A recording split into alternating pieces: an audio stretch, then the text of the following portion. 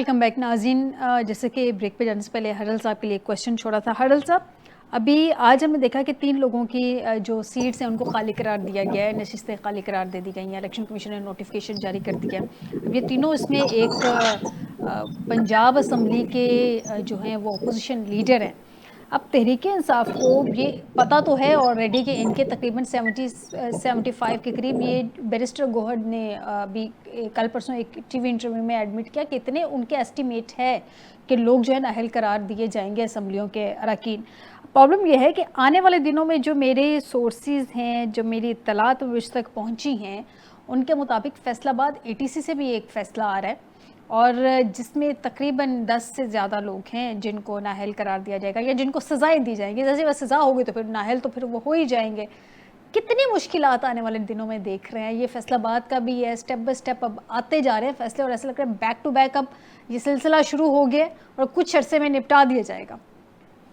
دیکھیں، اس ملک کی عدالتوں کی طرف سے اور اداروں کی طرف سے مضحکہ خیز فیصلوں کا تسلسل جاری ہے، اور ان فیصلوں کی میری نظر میں کوئی وقت نہیں ہے. جب کوئی بھی فیصلہ ہو آئین اور قانون کے منافی ہو تو اس فیصلے کی کوئی حیثیت نہیں ہوتی. یہ جو حالیہ فیصلہ آیا سرگودا کی ATC کورٹ سے، جس میں جو اپوزیشن لیڈر ہیں PTI کے، ان کو نااہل کنوکشن ہوئی اور ایک اعجاز چودھری کو کنوکشن ہوئی، اور اس کے بعد جو ہے الیکشن کمیشن نے ایک لمحہ جو ہے وہ گزارے بغیر جو ہے نوٹیفیکیشن جاری کر دیا اور ان کو ڈی سیٹ کر دیا. جب جو ہے سپریم کورٹ جو سب سے اعلیٰ عدالت ہے اس ملک کی، وہ کہتی ہے کہ الیکشن کمیشن کو کہ آپ 90 دن کے اندر الیکشن کروائیں، تو آپ کے کانوں پہ جوں نہیں رگتی اور آپ فیصلہ الیکشن نہیں کرواتے. جب اس ملک کی اعلیٰ عدالت جو ہے، جو جس کو ہم عدالت عظمیٰ کہتے ہیں، گورنر کا اختیار ہے، الیکشن کمیشن کا اختیار ہے، تاریخ کس نے دینی ہے، وہ تو وہ ایشوز میں پھنس جاتے ہیں نا. دیکھیں نہیں، اس میں بھی ڈائریکشن ہوئی تھی، اور اس کے بعد میں عرض کر رہا ہوں کہ جب عدالت عظمیٰ نے کہا، سپریم کورٹ نے کہا کہ مخصوص نشستیں جو ہیں وہ PTI کو دی جائیں، آپ نے دیکھا کہ اس فیصلے کا کیا حشر نشر کیا. تو یہاں پہ جو ہے فیصلے جو ہیں وہ نظریہ ضرورت کے تحت دیے جاتے ہیں، قانون اور آئین کے تحت نہیں دیے جاتے.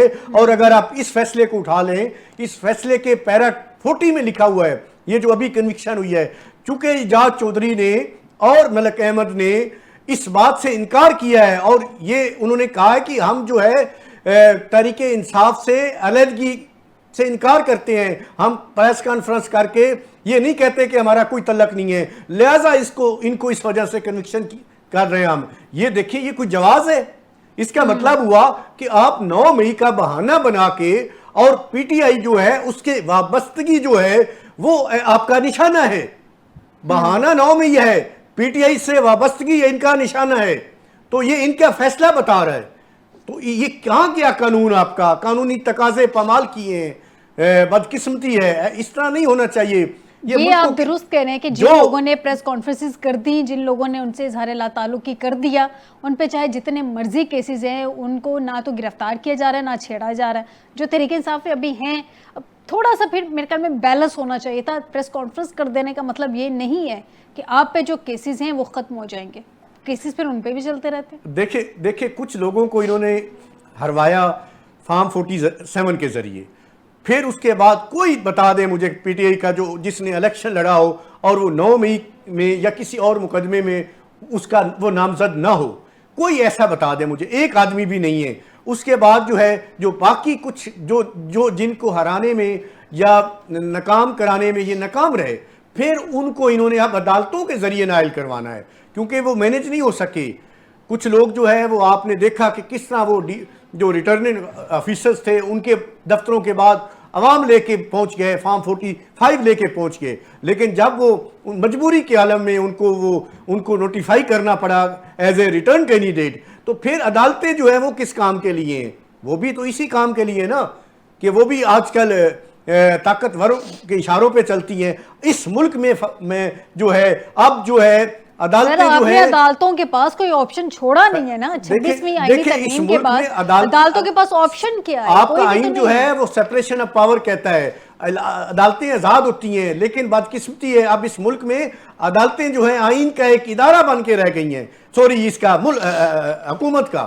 وہ ایک حکومت کا ادارہ بن کے رہ گئی ہیں. مسلسل ڈکلائن کی طرف ہم جا رہے ہیں. کیا مطلب ہے؟ مجھے تو سمجھ نہیں آ رہی کہ مقتدرہ جو ہے اس طرح کے کیوں فیصلے کر رہی ہیں جب جس ملک میں لوگوں کا جو اعتبار ہے وہ نظام انصاف سے ختم ہو جائے تو پھر جو ہے وہ معاشرہ جو ہے اس میں انارکی پھیلتی ہے, پھر وہ اس معاشرے کو چلایا نہیں جا سکتا. تو ان کو چاہیے کہ ایک کم از کم جن کو آپ نے چلے سچے سیاسی مقدموں میں, جھوٹے مقدموں میں آپ نے ان کو نامزد کروا دیا, ایک فیئر ٹرائل کا موقع دیتے. تو ایسے آپ نے کیا کرنا ہے؟ ویسے بھی آپ نے 2/3 میجورٹی بنا لی ہے. اگر ان کے اندر کوئی ہوش مندی ہوتی تو ویسے تو ان کے پاس آ گئی ہے 26ویں آئینی ترمیم کے بعد جو ہے کوئی بھی فیصلہ کر سکتے ہیں. تو ان کو کیا ضرورت ہے کہ ایسے فیصلے جو ہے وہ لکھ کر دیں؟ ہرل صاحب 27ویں بھی آنے والی ہے, بریگیڈیئر صاحب سے جان لیتے ہیں. ایسے فیصلے لکھتے ہوئے انہیں سوچنا چاہیے کہ عدالتوں کو ایسے فیصلے لکھ کے نہ بھیجے جائیں جس سے عدالتوں کی بدنامی ہو, عدالتوں سے جو ہے لوگوں کا اعتبار اٹھ جائے. تو ان کو یہ سوچنا چاہیے. جی بالکل ٹھیک کہہ رہے ہیں. بریگیڈیئر لیاقت صاحب سے جانتے ہیں. لیاقت علی طور صاحب, مجھے سر یہ بتائیے, 3 لوگوں کو نااہل قرار دیا گیا including opposition leader Punjab assembly. اب پرابلم یہ ہے کہ ابھی ہم ایک ہاؤس مکمل کرتے ہیں, دوسرے ہاؤس سے جو لوگ ہیں وہ نااہل ہونا شروع ہو جاتے ہیں. اللہ اللہ کر کے ہمارا سینٹ کمپلیٹ ہوا, اتنے عرصے کے بعد کے پی سے اس کو سینیٹرز ملے ہیں, تو اب پروویژنل اسمبلیز کی طرف ہم دیکھ رہے ہیں کہ وہاں پہ نااہلیاں شروع ہو گئی ہیں. اب یہ جو نااہلیاں ہو رہی ہیں فیصل آباد ATC سے بھی میری اطلاعات کے مطابق, ذرائع کے مطابق, آنے والے دنوں میں تقریباً 10 سے زیادہ لوگ ہیں جو ان کو کنوکشن ہونے والی ہے. کیا ہوگا کیا تحریک انصاف کے ساتھ؟ تحریک بھی ان کی سو کالڈ سر پہ کھڑی ہے جس کی آن گراؤنڈ ہمیں کوئی ریالٹی نظر نہیں آ رہی, نہ اس کی کوئی تیاری نظر آ رہی ہے, نہ عوام کو کوئی موبلائز کیا جا رہا ہے. بریگیڈیئر صاحب کی آواز نہیں آ رہی. جی جی جی میں یہ کہہ رہا ہوں کہ ہیلو, میری آواز آ رہی ہے؟ جی بالکل آ رہی ہے. تو میں یہ کہہ رہا ہوں کہ ہماری جمہوریت میں کچھ غلط رواج پڑ گئے ہیں. ایک تو ہارنے والا اپنی ہار نہیں مانتا. الیکشن کمیشن کو صرف اس لیے وہ بے ایمان قرار دے دیتا ہے کہ اس کی ہار ہو گئی الیکشن میں. ٹھیک ہے. اور وہ پہلے دن سے ہارنے کے بعد بننے والی حکومت کی مخالفت میں احتجاج اور شہر بند کرو اور جلوس نکالو اور ہلڑ بازی کرو, یہ پہلے دن سے شروع ہو جاتا ہے. یہی رجحان ہمارا عدالتوں کی طرف ہے. میرے حق میں فیصلہ ہو جائے تو عدالتیں جناب عدل جہانگیری کا پرتو ہیں.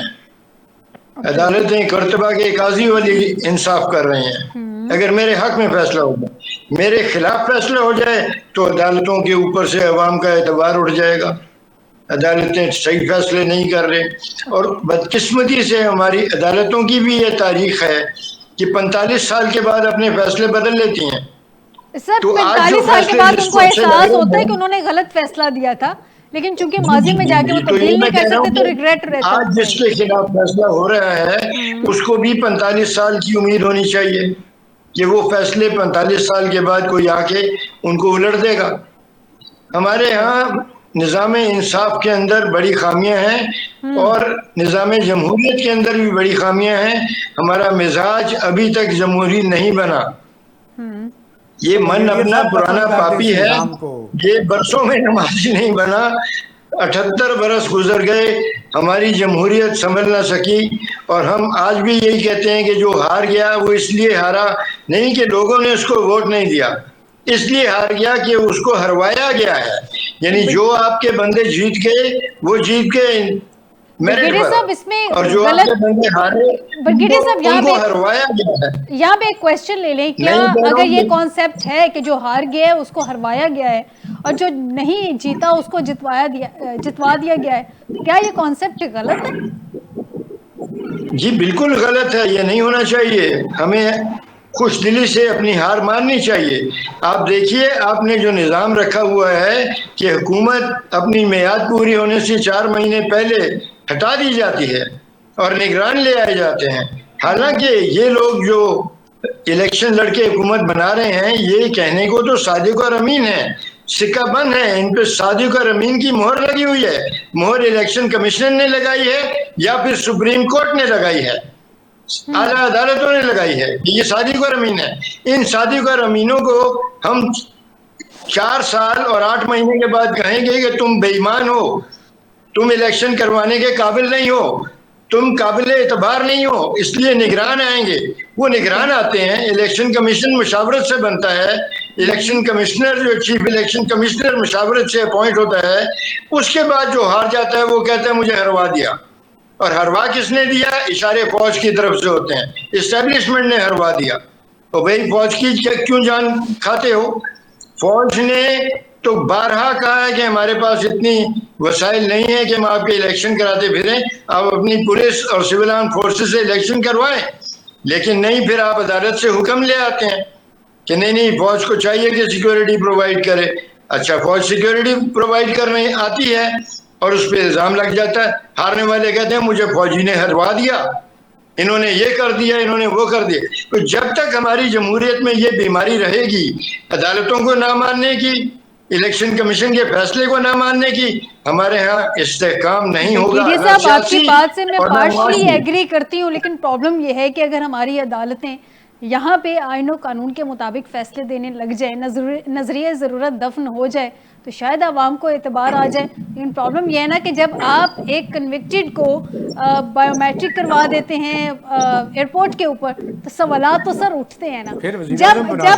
जब ज़रूरत होती है कि किसी के खिलाफ केसेस चले, और केसेस चलते भी हैं, छोटे से छोटा केस जो है बहुत लंबा खींचा जाता है, सवालात सर उठते हैं। मैं फारूक साहब आपकी जानिब भी आ रही हूँ। ये क्वेश्चन अदालत से बेहतर कौन जानता है? ये क्वेश्चन मैं फारूक साहब से करूंगी। फारूक साहब बाहर से आते हैं, आके सीधा बायोमेट्रिक हो जाती है एयरपोर्ट पे, वहां से इतनी रिलैक्सेशन मिल जाती है कि मतलब एक जानिब इश्तिहारी करार दिया जाता है, दूसरी जानिब इतनी रिलैक्सेशन मिल जाती है कि ठीक है आप आए, अगले दिन आके अदालत में पेश हो जाए या सेम डे पेश हो जाए, गिरफ्तार नहीं किया जाता। तो सर हमारे निज़ाम पे फिर सवालिया निशान तो उठता है। 8 तारीख को हम देखते हैं आधी रात को डिसीजंस कुछ और आ रहे होते हैं। मैं भी देख रही थी, मैंने ट्रांसमिशन कवर किया, ऑन ग्राउंड जाके सारा कवर किया इलेक्शंस को, रिजल्ट्स कुछ और थे, फिर रिजल्ट्स आने का सिलसिला रुक जाता है, 9 तारीख को रिजल्ट उठ के बिल्कुल ऑपोजिट आ जाते हैं। सर सवालिया निशान तो फिर उठते हैं ना फारूक साहब। तो फिर हम सारे दुआ करते हैं कि फरिश्तों को अल्लाह मियां भेज दे, फरिश्ते मैं फारूक साहब से इसका जवाब ले लूं, फिर मैं आती हूँ आपकी तरफ।